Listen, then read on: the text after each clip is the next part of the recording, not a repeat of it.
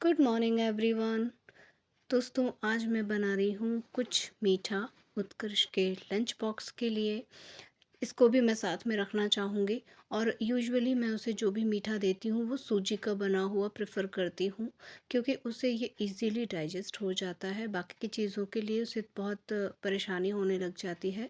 और सूजी जो है हेल्दी भी होती है, तो मैं उसके लिए जब भी कुछ बनाती हूँ सूजी के लड्डू या सूजी का हलवा, सूजी की खीर यही प्रेफ़र करती हूँ।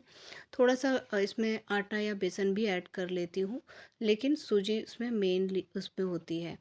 अच्छा, मैं ना अभी इस समय ठंड के सीज़न में कोशिश करती हूँ कि उससे गुड़ का बनाकर कुछ दूँ या शहद हो, इस तरह के चीज़ें हों जो बच्चों के लिए फ़ायदा करती है।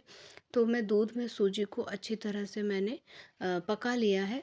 अब मैं थोड़ा-सा नारियल ले रही हूँ, कोकोनट डेज़िकेटेड कोकोनट है ये। इसे हल्का-सा मैं भून लूँगी और इसके बाद में इसमें सारे ड्राई फ्रूट्स, गुड़ वगैरह सब ऐड करके स्टफ़िंग तैयार करूँगी। और मैं ये हमेशा बनाती हूँ, जैसे मोदक बनता है, चावल के आटे का बनता है, वैसे ही स्टफ़िंग इसकी होती है, लेकिन मैं सूजी में करके इसको इसकी टिक्कियाँ बना देती हूँ, तो वो इसे अच्छे से एन्जॉय करता है। और ठंड के दिनों में गुड़ हमारी बॉडी में जाना भी चाहिए। कभी-कभी मैं यहाँ पे खजूर भी यूज़ करती हूँ, क्योंकि ये सभी चीज़ें ठंड के दिनों में हम सभी को खाना चाहिए, ना केवल बच्चों को, चूँकि उनको एनर्जी की बहुत ज़्यादा ज़रूरत होती है। सो मैं कोशिश करती हूँ इस तरह का कुछ बनाकर उसे दे दूँ। गुड़ के लड्डू, गोंद और ये सारी चीज़ें भी मैं बनाती रहती हूँ हमेशा। लेकिन अगर केवल लंच बॉक्स के लिए बनाना है या हल्का-फुल्का कुछ ऐसा मीठा खाने का मन है, तो मैं यही प्रेफ़र करती हूँ जो बहुत जल्दी बन जाता है। सूजी ठंडी हो गई, अब मैं इसे अच्छे से मैश कर ले रही हूँ, क्योंकि इसका बंधना और टिक्की के रूप में लाना बहुत ज़रूरी है। हल्का सा मैंने घी लगा लिया है अपने हाथों में, ताकि ये चिपके ना। और खूब अच्छे से इसके छोटे-छोटे बॉल्स मैं बना लूँगी। उसी में मैं स्टफिंग डाल दूँगी। ठंड के दिनों में हर जगह हमें पता होता है कि क्या खाना है, क्या नहीं खाना है। गुड़ एक ऐसी चीज़ है जिसे हम ठंड में, गर्मी में, दोनों सीज़न में खा सकते हैं। ये बहुत अच्छी एनर्जी लेवल को हमारे मेंटेन करता है। अब बस बिना ऑयल के, बिना घी के मैं इन टिक्कियों को सेक लूँगी। और यूजुअली लोग थोड़ा-सा घी, बटर कुछ भी लगा लेते हैं तो इनका स्वाद बढ़ जाता है। बट हम बहुत कम घी, तेल का इस्तेमाल करते हैं, इसलिए मैं ऐसे ही इनको सेक लूँगी और ये बहुत अच्छे से सिक जाते हैं दोनों तरफ से।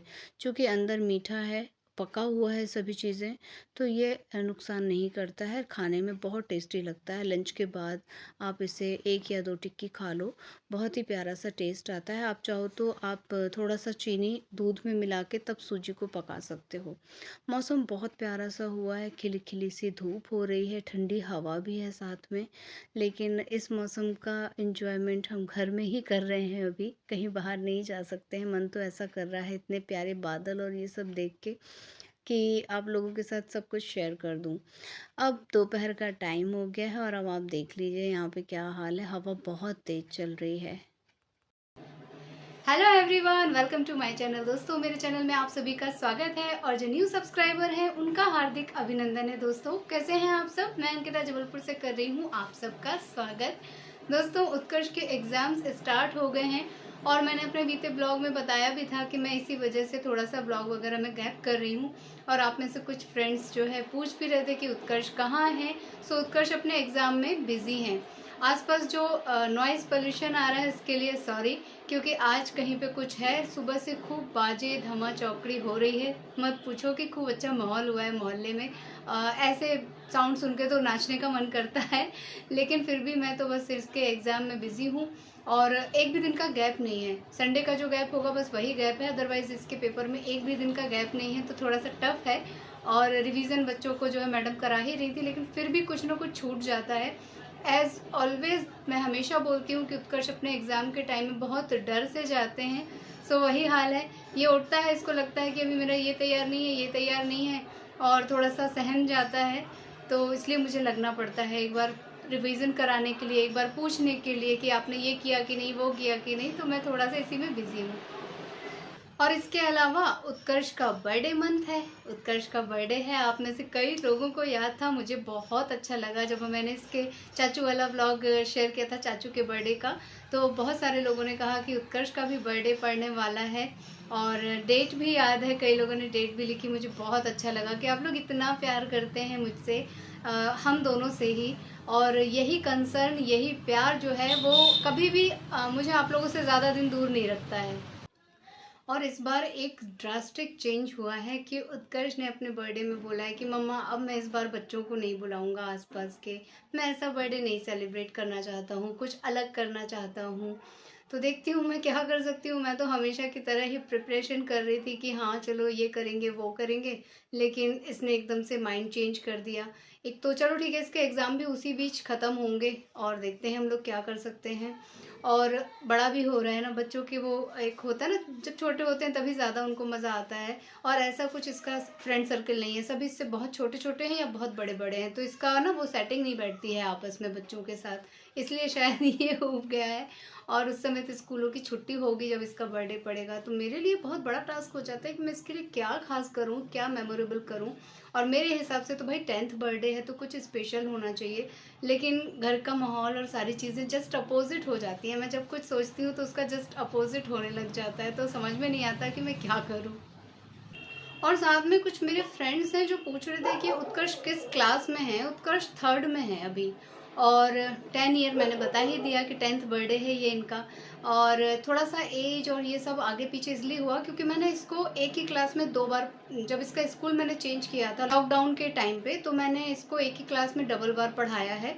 रीज़न मैं चाहती थी कि जो लॉकडाउन में ऑनलाइन क्लास हुई ना, व्हाट्सएप पे मैडम मैटर भेज देती थी और बस तुम रट लो और बस एग्ज़ाम दे दो।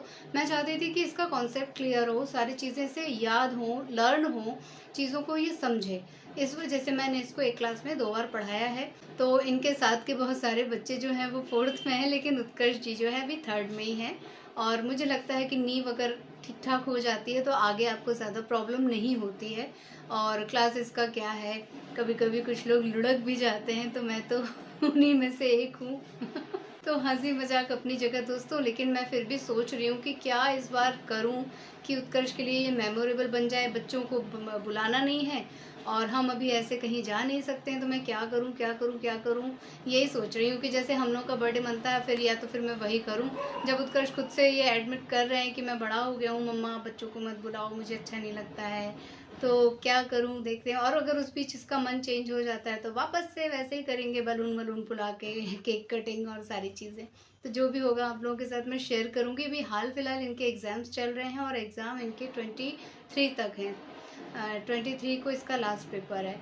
तो देखते हैं उस बीच जो भी कुछ होगा, बीच बीच में मैं व्लॉग लेकर तो आऊँगी ही। आप लोगों से जुड़े रहने का मन करता है, और वो भी आप लोग जब इतने सारे क्वेश्चंस करते हैं तो लगता है ना कि एवरीडे ही बनाना ठीक है।